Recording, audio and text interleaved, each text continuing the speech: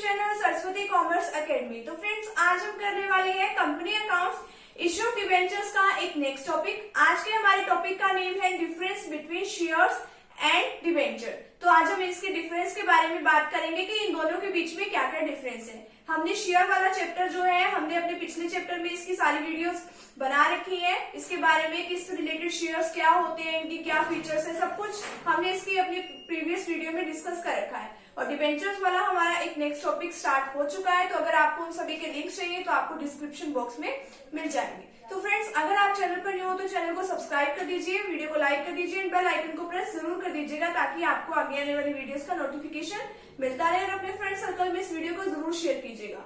तो चलिए अब देखते हैं कि इनके अंदर क्या क्या डिफरेंस की बातें हैं। तो शेयर और डिबेंचर, तो ये बताया है कैपिटल वर्सेस लोन कि ये कैपिटल होती है, शेयर कैपिटल है या लोन है, और डिबेंचर्स कैपिटल है या लोन है। A share is a part of the capital of the company. जो शेयर है वो कंपनी की कैपिटल का एक पार्ट होती है, तो इसलिए तो उसको बोला भी जाता है share capital. Therefore the share holders are the owners of the company.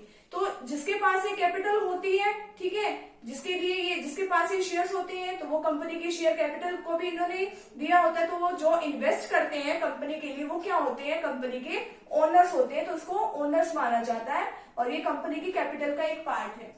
तो देखिए डिबेंचर्स में, debentures is a part of the loan. तो डिबेंचर्स को आपने सुना भी होगा कि कंपनी जो है लॉन्ग टाइम पीरियड के लिए डिबेंचर्स होल्डर से लोन लेती है। तो डिबेंचर जो है वो एक लोन का एक पार्ट है। And such the debentures holders are the creditors of the company. तो जिन पर्सन्स ने लोन दे रखा है या पैसा कंपनी को दे रखा है या कुछ भी दे रखा हो, तो वो अगर हमने किसी के पैसे देने होते तो कंपनी के क्या होते हैं, क्रेडिटर्स। तो ये डिबेंचर्स होल्डर्स क्या होते हैं, क्रेडिटर्स, और जो शेयर होल्डर्स होते हैं वो क्या होते हैं, ओनर्स।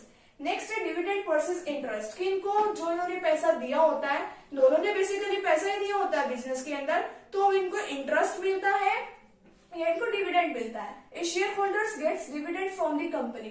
तो जब इनको मिलता है जो शेयर्स के ऊपर, उनको क्या मिलता है, डिविडेंड। और जो डिवेंचर्स होल्डर्स होते हैं उनको क्या मिलता है, debentures holders gets interest from the company. यानी कि अगर हम कहीं पर भी कुछ भी पैसा इन्वेस्ट करेंगे तो हमें कुछ ना कुछ तो मिलेगा। तो ये डिविडेंड देते हैं और वो इंटरेस्ट देते हैं।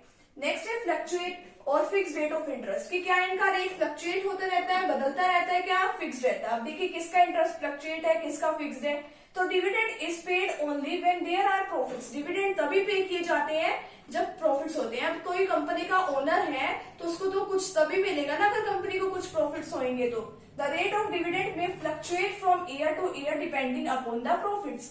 तो जो फ्लक्चुएट भी होता रहता है जैसे जैसे साल के प्रॉफिट्स बदलते हैं। अगर किसी साल ज्यादा प्रॉफिट हो गया तो ज्यादा मिल गया, अगर कम है तो कम मिल गया। तो फ्लक्चुएट होते रहते हैं।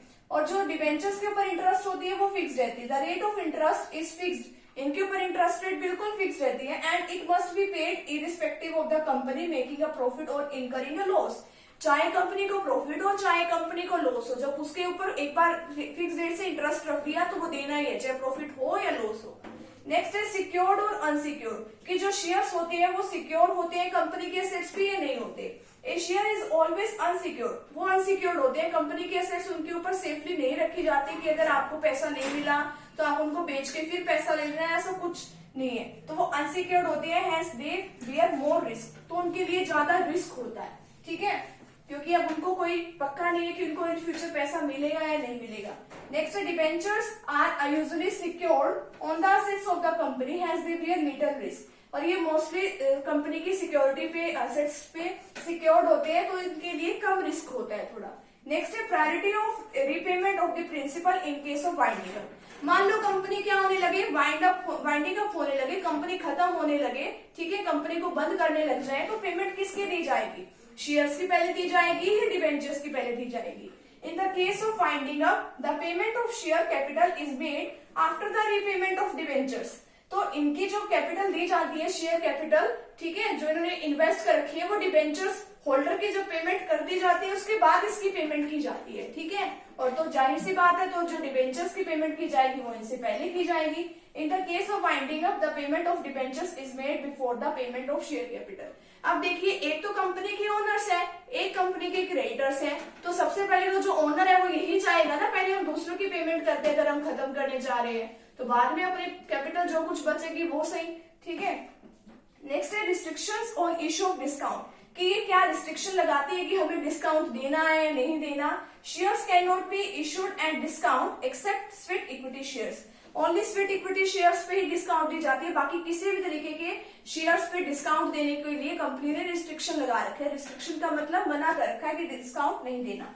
डिबेंचर्स में क्या है, there are no restrictions on the issue of debentures at discount. तो ये डिस्काउंट पे देने के लिए डिबेंचर्स को कोई दिक्कत वाली बात नहीं है, हम उसको डिस्काउंट पे भी इशू कर सकते हैं। तो इस तरीके से आज का जो हमारा टॉपिक है यहीं पे कंप्लीट होता है। तो फ्रेंड्स, अगर आप चैनल पर न्यू हो तो चैनल को सब्सक्राइब कर दीजिए, वीडियो को लाइक कर दीजिए एंड बेल आइकन को प्रेस जरूर कर दीजिएगा। मिलते हैं नेक्स्ट टॉपिक के साथ एंड नेक्स्ट वीडियो के साथ। Thank you very much.